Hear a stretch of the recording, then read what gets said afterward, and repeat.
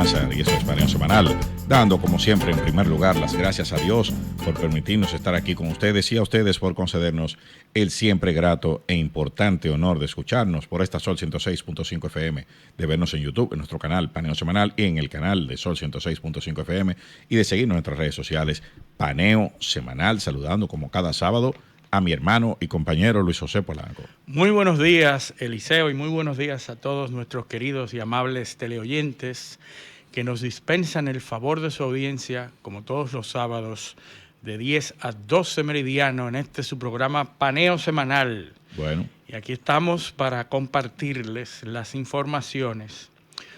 No siempre las que hacen bulla, no siempre las informaciones que circulan en todos los medios masivos, pero algunas que nosotros a veces identificamos que pasan por encima, que pasan por debajo de la audiencia, ¿verdad? Hay cosas que se nos hacen importantes, las vemos importantes de comentarlas aquí y que unimos como todas las veces que aquí se insiste en unir cabos, unir noticias que aparentemente no tienen que ver una con otra, pero claro, nosotros sí las unimos. Vamos a comenzar con las protestas que están siendo escenificadas desde la semana pasada en Israel.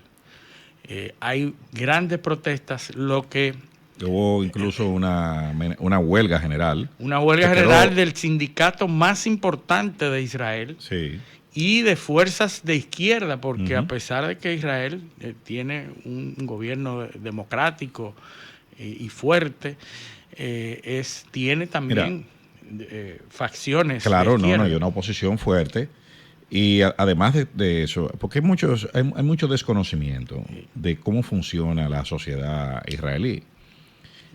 Muchos entienden que la sociedad israelí y sobre todo el panorama, el escenario político y las fuerzas que gravitan ahí son muy homogéneas. Y es todo lo contrario.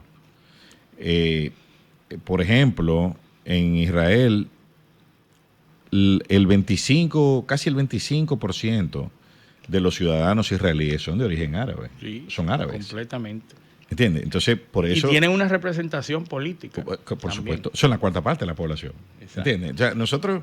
esto hay que decirlo, porque nosotros a veces nos escandalizamos porque tenemos nuestros vecinos aquí, sí, tenemos el 5 o 6% de la población estudiantil de nuestros vecinos, pero ellos tienen la cuarta parte de sus enemigos históricos como así ciudadanos integrados.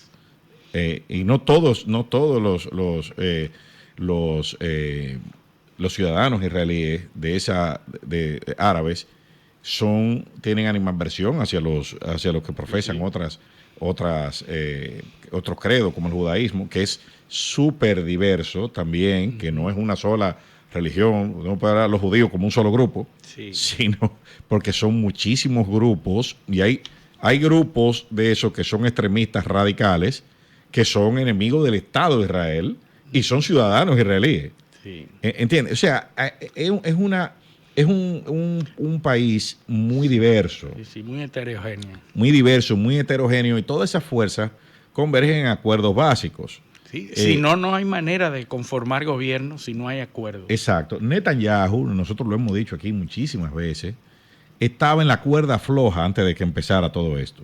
Sí. De hecho, los más radicales de teorías de conspiración dicen que hubo un trabajo, un inside job, o sea, un trabajo interno en los ataques del 6 de octubre.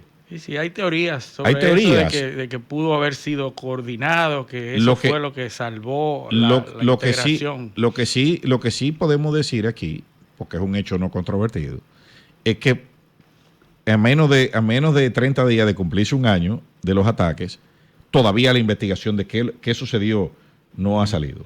Sí. O sea, todavía en Israel no han sancionado a nadie, no se ha dicho qué fue lo que falló. Y parte de las demandas de esta protesta es que se averigüe, que se investigue. Exactamente. Sobre esto, o sea, ¿cómo es que un país que invierte tanto en seguridad, en tecnología, en vigilancia, en inteligencia, que tiene a ese enemigo identificado, porque es su principal amenaza, ¿cómo es que eso sucede de forma sorpresiva? ¿Entiendes? Y no se ha investigado a nadie, no se ha sancionado a nadie, no se sabe cuáles son las medidas que se han tomado para que una cosa así no vuelva a suceder. O sea, entonces, todos esos ingredientes, más el fracaso, porque ¿cuáles son los objetivos? Y lo hemos dicho aquí muchas veces. La guerra se define por objetivos, no por destrucción ni por baja que usted le cause al otro. Son los objetivos. ¿Y cuáles son los objetivos? Bueno, ¿cuál es el escenario antes del 6 de octubre y cuál es el escenario ahora?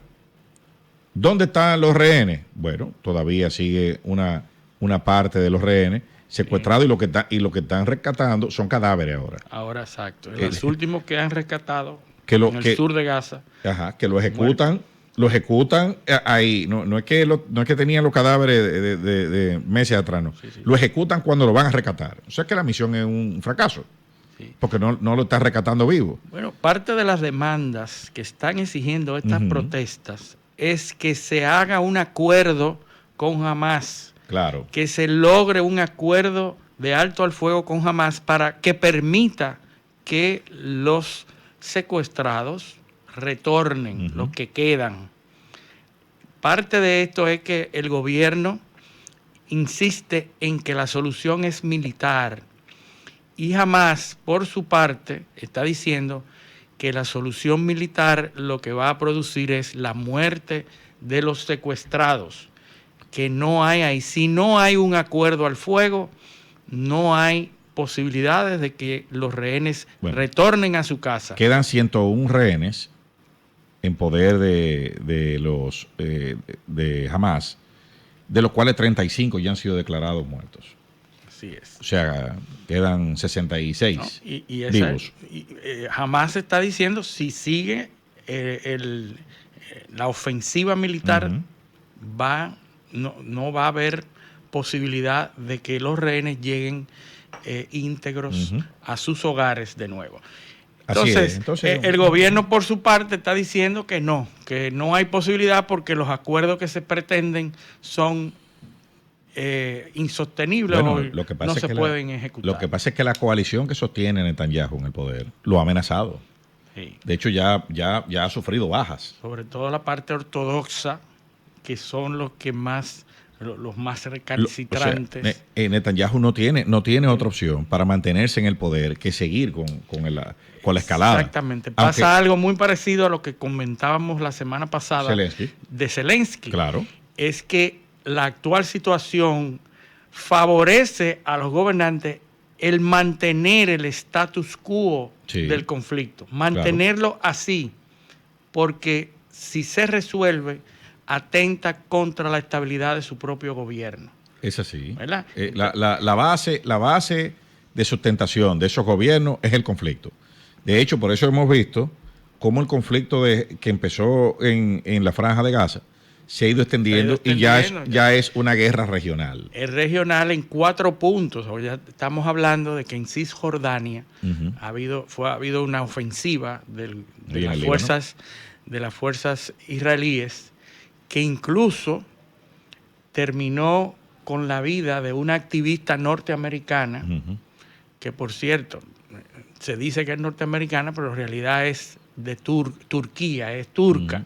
Es turca con doble nacionalidad norteamericana, pero para los fines propagandísticos es norteamericana, ¿verdad? Porque importa más. Claro. Es activista. Si es turco, a nadie le importa. Nadie le importa. Bueno, como es norteamericana, pues ahí vienen las demandas de que se investigue la muerte de esa activista que padeció, recibió un impacto de bala en la cabeza mientras ejercía las acciones de protesta o de activismo en Cisjordania. Ya imagínense, estamos en Gaza, en el sur y el norte, en Cisjordania, en el Líbano y en Siria.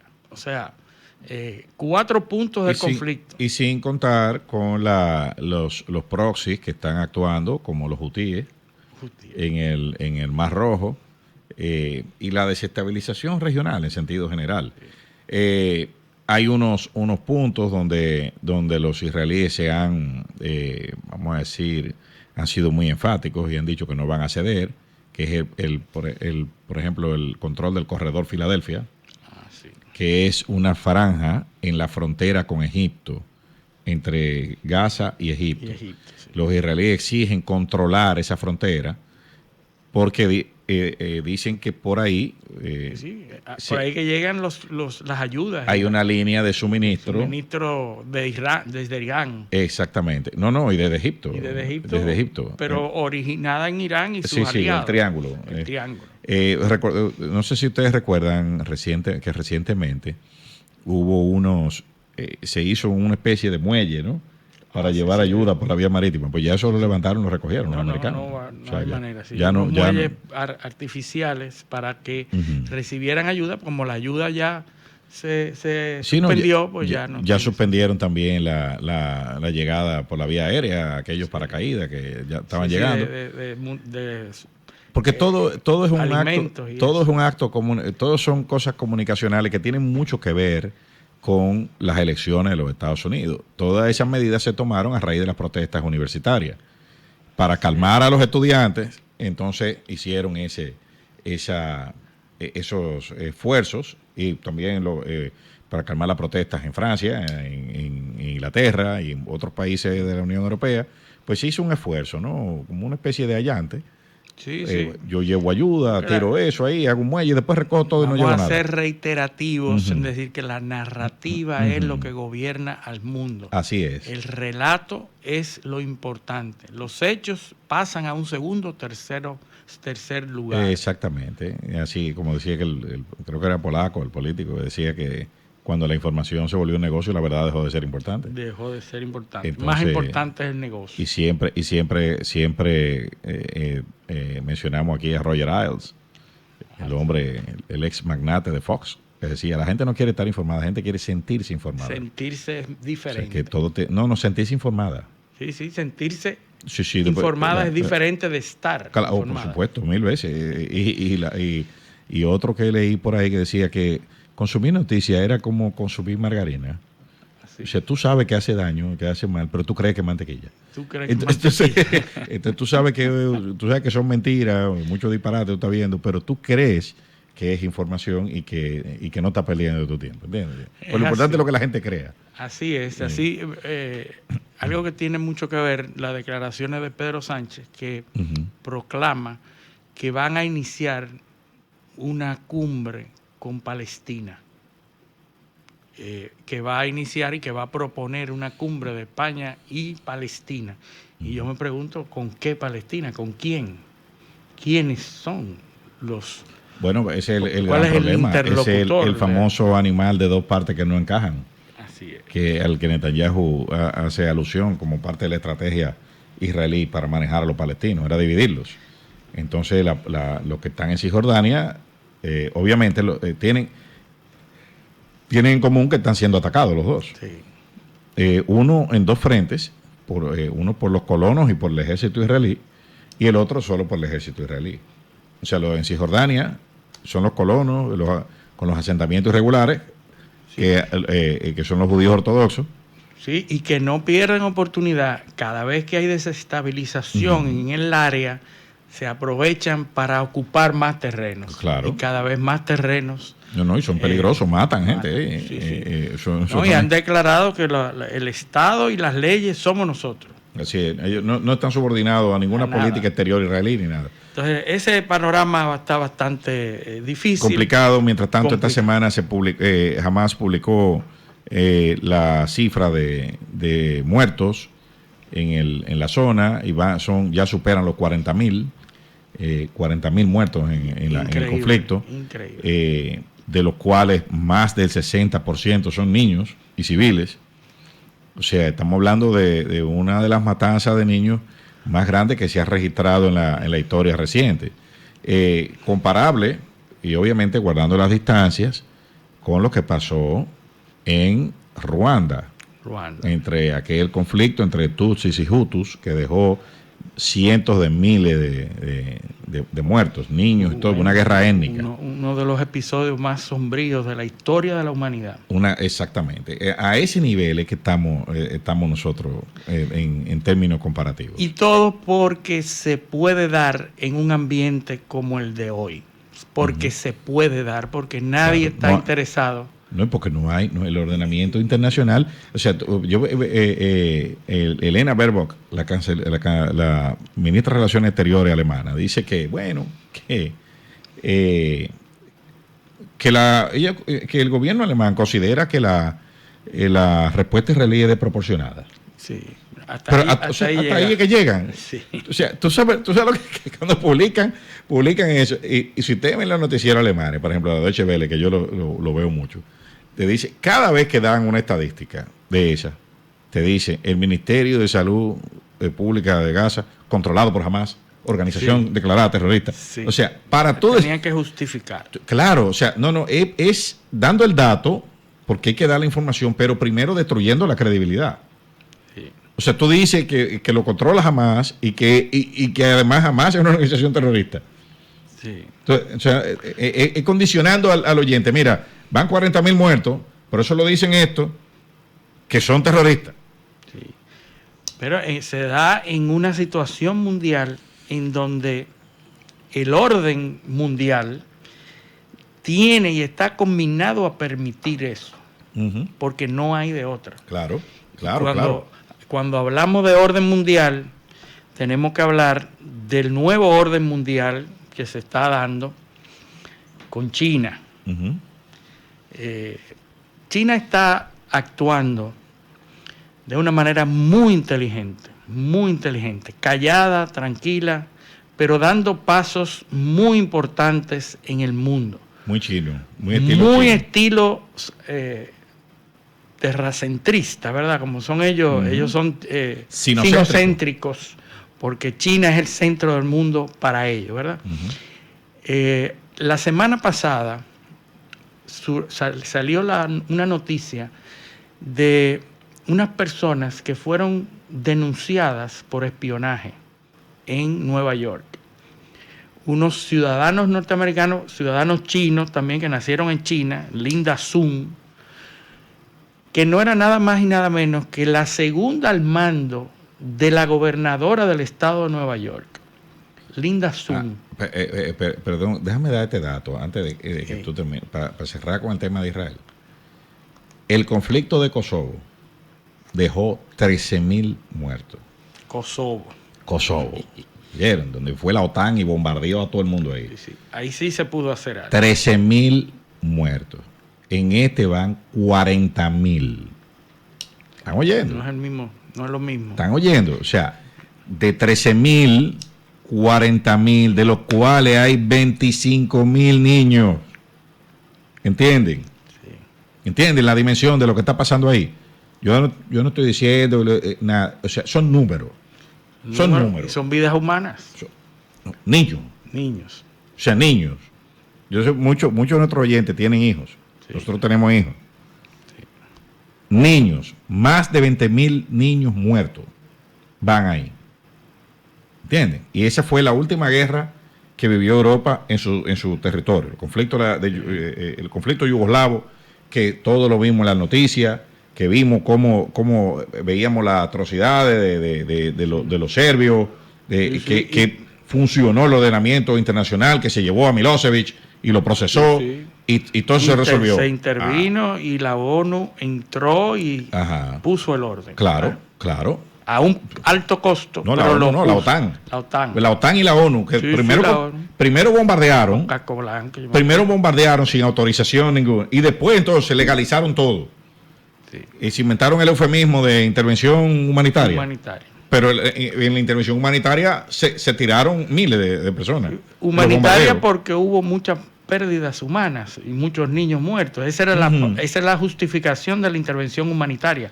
Pero aquí no. Aquí no hay intervención humanitaria. No es posible en este nuevo orden, ¿verdad? Así es. Es que no hay ordenamiento internacional. O sea, la ONU no ha sido capaz de producir ningún elemento, ninguna ningún instrumento vinculante que pueda parar eso. Entonces van y le dicen, mira, pues, ¿tú sabes qué es lo que el gobierno alemán decir? Bueno, la respuesta es desproporcionada. Sí. O sea, lo único que han llegado a decir eso, pero mientras tanto le vamos a seguir mandando las armas. Porque no hay un embargo de armas, ¿no? Nadie cierra el... Mientras tanto, sí, es desproporcionado. Sí, pero es Israel, ¿verdad? No es lo mismo. Sí, pero no es Yugoslavia, no es una antigua república socialista. Es Israel, ahí es diferente. Esa es la dualidad. En el conflicto libio, que la OTAN fue, lo bombardeó también para tumbar a Gaddafi, murió menos gente que ahí. Sí. Murieron menos personas, creo que fueron 10 o 20 mil muertos que hubo ahí. O sea, tú estás hablando de 40.000 muertos. Sí. Eso no es paja de coco. O sea, el ordenamiento jurídico internacional está por el piso. Disminuido, invisibilizado por el piso. Completamente. Es así. Entonces, vámonos de los chinos. Sí, el nuevo orden, ¿verdad? El orden que está establecido en el mundo el día de hoy es el orden que permite ese tipo de cosas, que ese tipo de cosas sucede impunemente, sin ninguna repercusión, o repercusiones teóricas solamente de palabras. Entonces, mientras tanto, que el orden mundial con una potencia obviamente vencedora de la Guerra Fría, Occidente como gobernador del mundo, policía del mundo, ahora está permitiendo que surja otro nuevo polo en el mundo que está por su lado trabajando poco a poco para establecer una hegemonía en los puntos inteligentemente determinados, y estamos hablando de China, en esos puntos muy estratégicos que China está construyendo. Ya dijo Putin en una reunión la semana pasada que la economía de China ya era la principal economía del mundo. Declaraciones de Vladimir Putin, diciendo que ya la economía de China le había sobrepasado a la economía norteamericana, y que China es ya la primera economía del mundo, y que Rusia se convertía en la séptima economía del mundo. Todo esto para llevar a cabo la narrativa que Putin está estableciendo de que Occidente, por lo menos tradicional Occidente, no es ya relevante. La relevancia ahora radica en China, los BRICS y Rusia. China acaba de celebrar la cumbre de cooperación China y África. Una cumbre que celebra en Pekín, en Beijing, donde recibe a más de 30 países africanos en una cumbre que prepara China, tranquilamente, calladamente. No hay muchas informaciones en las redes, no se habla mucho. China recibe 30 países y les ofrece nada más y nada menos que 45.000 millones de euros o 50.000 millones de dólares, ¿verdad? Que es más o menos la conversión, en ayuda financiera, ¿verdad? En inversiones de China en esos países, en empresas de esos países, en trabajos, ofrece más de 1 millón de trabajos a África de parte de inversiones de China, y además les ofrece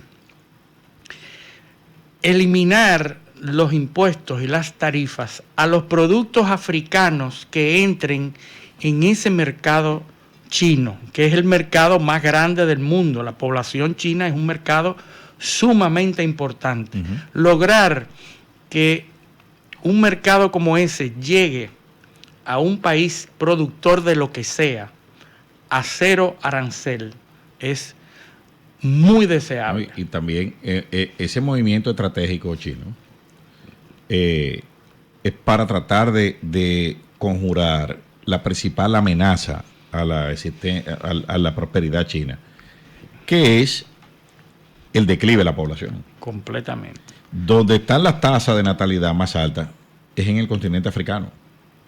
Sí. O sea, las tasas de reemplazo ahí son mayores que en los demás países, incluyendo China, hay donde es muy baja. dos puntos donde se centra la esperanza, no solamente poblacional, sino de mercados, que es África y Sí, Latinoamérica. Así es.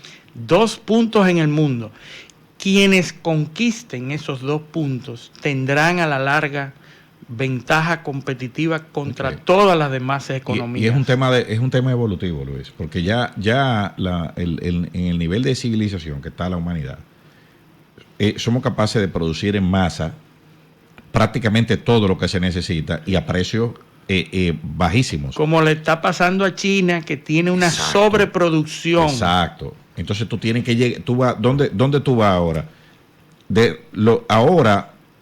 Las regiones más pobres, obviamente África y Latinoamérica, ya pueden comprar lo que tú produces, porque tú lograste producirlo barato. Completamente. ¿Entiendes? Entonces tiene todo el sentido del mundo enfocar sus cañones hacia allá y tratar de ir también rompiendo barreras culturales, porque la cultura china es muy cerrada. Sí. Obviamente no tenía la necesidad de expandirse. Hay barreras lingüísticas, culturales, filosóficas, sociológicas y de toda índole.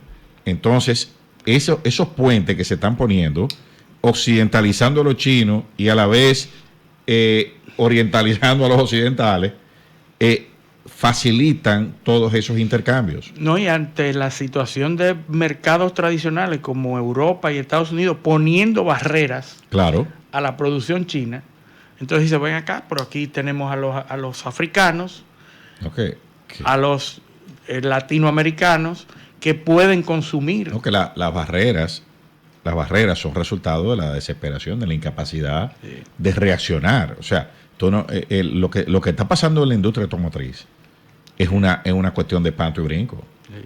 O sea, Alemania está, la industria automotriz alemana está en una crisis terrible.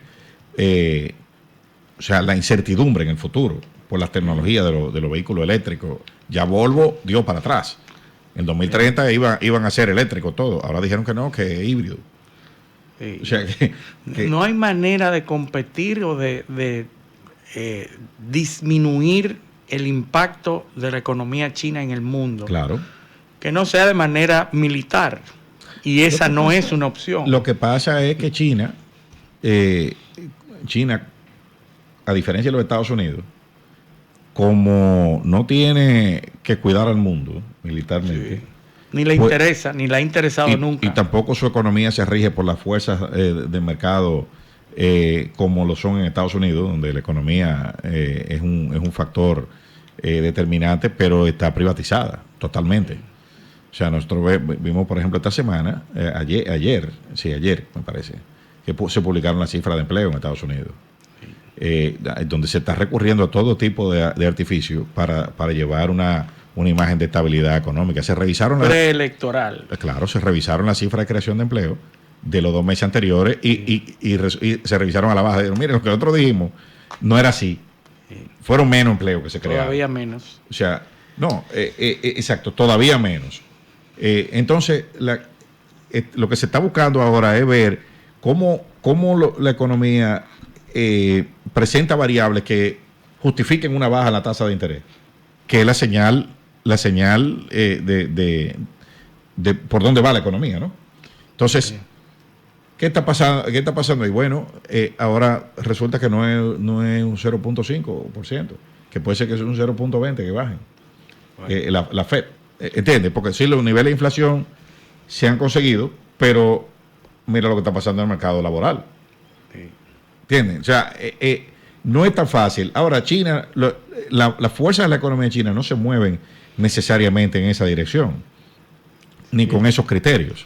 Sí, claro. El Estado tiene un rol importantísimo ahí. Muy importante, y eso es lo que comentaba al inicio, de cómo estratégicamente China hace su tarea, haciendo lo que tiene que hacer con Latinoamérica, con África, y con esas acciones como la que se le acusa a la espía china de incidir, esta ciudadana china, que es la segunda al mando, o era, porque ya la han apresado, la segunda al mando de la gobernadora de Nueva York, que se le ha descubierto que tenía mansiones en Long Island, en Hawái, tenía Ferrari del año, no podía justificar sus ingresos, pero las investigaciones, el FBI aporta datos de que han descubierto que se hacía en combinación con el consulado chino en Nueva York, que le determinaba las acciones que debía tomar a favor de China. Sí. Y esas acciones tenían que ver con las acciones contra Taiwán, a quienes recibían, a quienes facilitaban, a qué empresas facilitaban en Estados Unidos, a quienes le daban visa. Todas estas acciones a favor del gobierno chino. Y a cambio, pues, esa pareja recibía millones de dólares. Pero, a cambio. ¿Cuánto fue que tú dijiste que le iban a dar, le ofrecieron a los africanos? $50 mil millones de dólares. 50 mil millones de dólares. Mientras tanto, Anthony Blinken vino aquí, llegó con 45 millones de dólares para Haití y 3 millones de dólares para nosotros, que somos sus socios estratégicos, que hacemos todo lo que ellos... Fíjense la diferencia. Fíjense la diferencia. Todo lo que hacemos todo lo que digan los americanos, pero tenemos casi 4 años sin embajador. Ni le importa tampoco. Yo te apuesto que Rusia y China tienen embajadores en toda África. Bueno, ya tenemos, ya hay uno nombrado, no ha llegado. No ha llegado. No ha llegado. No tenemos todavía, porque la que recibió a Anthony Blinken fue la encargada de negocio. Sí. Entonces aquí no hay embajador todavía. Fíjense eso. Esa es la diferencia del actuar. La verdad que es una vergüenza la forma en que los Estados Unidos se está conduciendo a lo interno. Es una vergüenza frente a la forma que se está conduciendo China a lo interno, que implica respeto, inteligencia, la política exterior, serenidad, y la norteamericano, en cambio, con unos candidatos en el próximo segmento, que dejan mucho que desear. En el próximo segmento vamos a hablar un poquito de eso, de aquí, o sea, para que ustedes vean por dónde que va la política exterior norteamericana. Sí. ¿A qué tuvo que venir el secretario de Estado a Haití? O sea, para que ustedes tengan una idea. Pero eso lo vamos a hacer después que hablamos la pausa. Esto es Paneo Semanal, no le cambien. Un paneo con habilidad, encuentro e interrogatorio.